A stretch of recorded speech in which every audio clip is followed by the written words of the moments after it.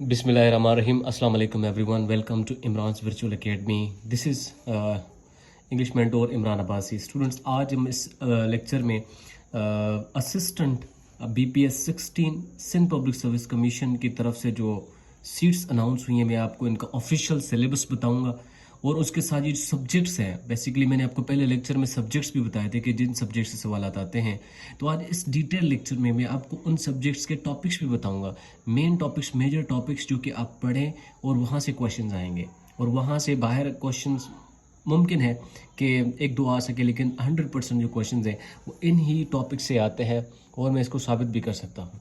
ठीक है, हम साबित भी करेंगे इंशाल्लाह। एट द एंड में मैं आपको रिमाइंड करता चलूँ कि ये जो सिलेबस है ऑफिशियल सिलेबस में नोट कर लें। Sindh public service commission BPS 16 assistant का सिलेबस है। तो मैं आपको आज सब्जेक्ट्स भी बता रहा हूँ और आप इसको किस तरीके से तैयार कर सकते हैं, किस तरीके से प्रिपरेशन कर सकते हैं घर में बैठ के।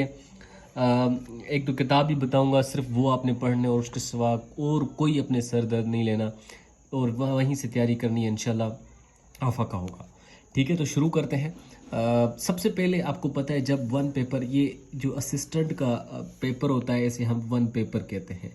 वन पेपर मीन्स किसी भी रिक्रूटमेंट में किसी भी पोस्ट के लिए सिर्फ एक ही पेपर होता है और उसमें 100 क्वेश्चंस होते हैं ऑब्वियसली, और वो मुख्तलिफ सब्जेक्ट से आते हैं based on the nature of the job. जो नेचर होती है जॉब की उसके हिसाब से, यानी कि ये जनरल पेपर होता है। इस पेपर में ये BPS 16 बहुत ज़बरदस्त जॉब है। आपको कॉलेज सेक्शन में जॉब्स अनाउंस की गई हैं। In college you will be handling the assistant responsibilities in a very reputable organization और स्कूल और कॉलेज। तो सबसे पहले हम इंग्लिश की बात करें। जैसे मैंने आपको असिस्टेंट का पेपर शेयर किया हुआ है, पास पेपर्स भी हमारे पास अवेलेबल है। ठीक है, तो उसमें आपने देखा होगा कि इंग्लिश के अंदर एनालॉजी के रूल्स पूछे गए हैं। ठीक है, एनालॉजी के रूल्स पूछे गए हैं। फॉर एग्जांपल किसी भी चीज़ में आप जो है ना वो किसी भी ऑब्जेक्ट और इट्स क्वालिटी, ऑब्जेक्ट और इट्स ओरिजिन फॉर एग्जांपल, ठीक है। और हम कह सकते हैं इस तरीके से कि भाई जो टीचर है वो कहाँ पर होता है, क्लासरूम में होता है। ठीक है, तो जो कुक है या शेफ है वो किचन में होगा। ठीक है, यानी person and his place of work, place of work और एन एरिया और सॉर्ट ऑफ वर्क। इस तरीके से एनालॉजी क्वेश्चंस के तकरीबन 20 रूल्स हैं जो कि आपने पढ़ने हैं। वो भी हम इंशाल्लाह ये हम कोर्स भी करवा रहे हैं। एट द एंड में डिटेल्स बताता हूँ उस कोर्स के। पहले ये थोड़ा फोकस कर लें, जो नहीं लेना चाहते वो यहाँ से तैयार कर सकते हैं। ठीक है, word class, parts of speech यानी 8 हैं। Noun, pronoun, verb, adverb, adjective, interjection, conjunction. ठीक है, ये आप किस तरीके से उन वर्ड को हम आइडेंटिफाई करते हैं। ठीक है, और किस तरीके से जो है आप उनको याद कर सकते हैं, सेंटेंस में एनालाइज करते हैं। ठीक है, फॉर एग्जांपल एक वर्ड है आफ्टर। ठीक है, आफ्टर जो है parts of your word class में क्या होता है, ये एडवर्ब भी है। ठीक है, और ये जो है प्रीपोजिशन है। ठीक है, I will come after you, मैं तुम्हारे बाद आऊँगा, यहाँ पर क्या है, प्रीपोजिशन है। अच्छा, पुलिस साट आफ्टर द थीफ, यहाँ पर जो आफ्टर यानी पुलिस ने चोर का पीछा किया, तो यहाँ पर जो आफ्टर है एडवर्ब है। यहाँ ट्रिक ये है कि जब आफ्टर जो है फॉर एग्जांपल किसी दो जुमलों को मिलाए, दो वर्ड्स को मिलाए, दो फ्रेजेस को मिलाए, वहाँ पर कंजंक्शन होगा, और जब वर्ब के फ़ौरन बाद आफ्टर लगता है तो ये एडवर्ब होता है। ठीक है, सिनोनिम्स एंड एंटोनिम्स की बहुत अच्छी लिस्ट पड़ी है, वहाँ से इंशाल्लाह एक भी सवाल बाहर नहीं आएगा, कहीं से भी आप पढ़ सकते हैं। ब्रशअप इंग्लिश में बार बार कह रहा हूँ, बार बार स्टूडेंट्स को कह रहा हूँ कि भाई इंग्लिश का अगर आपको मसला है तो ब्रशअप इंग्लिश पढ़ लें, क्योंकि जो हमारे इंग्लिश के ग्रामर कोर्स के लेक्चर्स हैं वो तकरीबन 70% इस बुक से ड्राइव्ड है। ठीक है, ये बस एक ही बुक है, एक ही सॉल्यूशन है। प्रीपोजिशन डिटेल में पढ़ें जितना हो सके, फिक्स्ड प्रीपोजिशंस पढ़ें, एक्टिव वॉइस, पैसिव वॉइस पढ़ें, लाजमी है ये। Subject, verb, agreement, rules, tricks पढ़ें। ठीक है, neither, nor, either, or, as soon as के साथ क्या लगेगा, एज वेल एज के साथ जो क्लोजर जो वर्ब्स होते हैं, क्लोजर सब्जेक्ट के साथ एग्री होते हैं, जो डिस्टेंस सब्जेक्ट के साथ एग्री होते हैं, ये सारी चीज़ें आपने कवर करनी होती हैं। Errors in the use of a sentence. ठीक है, एरर्स भी आपने ज़रूर ब ज़रूर पढ़ने हैं, समझने हैं। ठीक है, एरर प्रोनाउन में यूज़ में होता है, नाउन के यूज़ में होता है। ठीक है, और फॉर एग्जांपल आर्डर है ना, आर्डर्स। ठीक है, आर्डर्स, ये जो नाउन है कभी प्लूरल नहीं होता, आर्डर ही होगा। ठीक है, नाउन्स के एरर्स हो सकते हैं, वर्ब के एरर हो सकते हैं, ठीक है। कुछ वर्ब ऐसे होते हैं जो इंग फॉर्म में नहीं लगते, फॉर एग्जांपल सीमिंग, ठीक है। सीमिंग, सीमिंग यानी दिखना या नजर आना, ये सीम ही होगा हमेशा। तो इस लिहाज से आप एरर्स कैसे हम आइडेंटिफाई कर सकते हैं वो भी आपने पढ़ना है। Infinitive and bare infinitive, infinitive to के साथ फर्स्ट फॉर्म ऑफ वर्ब जब लगेगा इन्फिनेटिव होगा, जो सिर्फ खाली वर्ब लगेगा फर्स्ट फॉर्म ऑफ वर्ब उसे बेयर इन्फिनेटिव कहते हैं। लेकिन टेक्निकल पॉइंट ये है कि bare infinitive as a verb किसी और वर्ड क्लास का भी फंक्शन कर सकता है। Infinitive can be used as phrase, can be used as subject, can be used as object obviously, ठीक है। तो इन चीज़ों को आपने डीपली फोकस करना है ताकि आपकी अच्छी तैयारी हो जाए। जीके अबाउट सिंध, ठीक है, क्योंकि ये हम एसपीएससी की बात करते हैं तो जीके सिंध के बारे में ज़रूर पूछते हैं।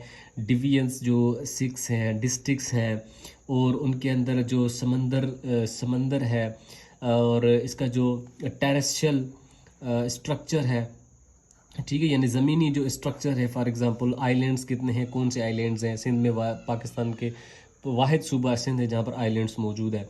अच्छा सॉरी, बलूचिस्तान में भी हैं, ठीक है, लेकिन ज़्यादा सिंध में। ज्योग्राफ़ी आपने ज़रूर पढ़नी है, ठीक है, क्योंकि सिंध को basically southern Sindh, north Sindh, interior Sindh, north Sindh को इंटीरियर सिंध भी कहते हैं, ठीक है। और कराची के हवाले से और थर के हवाले से, थर का जो वो पाकिस्तान का बहुत बड़ा डेजर्ट है, ठीक है, थर जो है उसके बारे में भी आपने इंफॉर्मेशन जो है ना वो इकट्ठी करनी है। पर्सनालिटीज़ खास तौर पे जो सिंध की पर्सनालिटीज़ हैं, शाह अब्दुल लतीफ़ भटाई हो गया, सच्चल सरमस्त हो गया, ठीक है, कायद आज़म भी बेसिकली ही बिलोंग्स टू सिंध। और उसके अलावा जो बाकी जो गवर्नमेंट और पॉलिटिक्स के हिसाब से मशहूर पर्सनालिटीज़ हैं उनसे भी सवाल पूछे जा सकते हैं। Writers and their works, writers and their works, for example Sindh के अंदर जो बहुत बड़े राइटर्स हैं, जैसे सच्चल सरमस्त की किताबें हैं, या बड़े सियासतदानों की किताबें हैं, जुल्फ़िकार अली भुट्टो की किताबें हैं।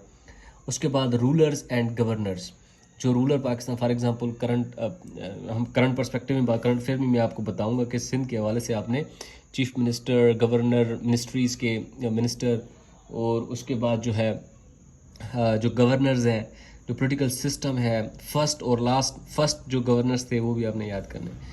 करंट अफेयर्स को भी आपने टेक फॉर ग्रांटेड नहीं लेना। टॉप एमसीक्यूज आपने प्रिपेयर करने हैं। जो वारफेयर चल रहा है, फॉर एग्जांपल रशिया यूक्रेन में चल रहा है, और इसराइल ईरान टसल हो, या इसराइल हैमस टेंशन हो, या इसराइल का मिडिल ईस्ट के अंदर जो मिलिट्री इन्वॉल्वमेंट है, या उसका जो यूएस स्पॉन्सरशिप है इसराइल की, उसके हवाले से क्वेश्चन आ सकता है। जो नोटेबल कैरेक्टर्स इसमें इन्वॉल्व है, जो इंसान इसमें जो शामिल है, for example strategic ministers, strategic warriors, ठीक है, यानी लीडर्स जो हैं इसमें इन्वॉल्व हैं। इसराइली लीडर्स हो, अमेरिकन लीडर्स हो, या अमेरिकन डिफेंस मिनिस्टर हो जो कि कम्युनिकेशन में रहता है इसराइल नेतन्याहू के साथ, ठीक है।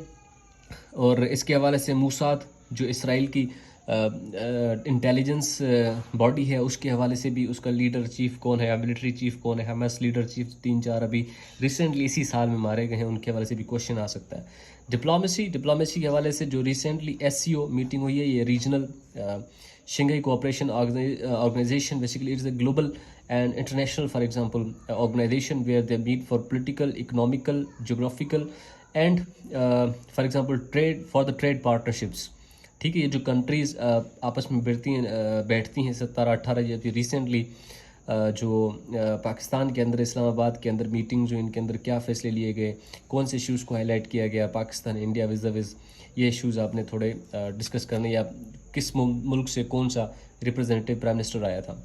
पीस हो, मिनिस्ट्रीज़ हो, UN का जनरल सेक्रेटरी हो, टॉप लीडर्स हो, इंटरनेशनल रीजनल मीटिंग्स हो जिसमें SCO की मीटिंग भी आ जाती है।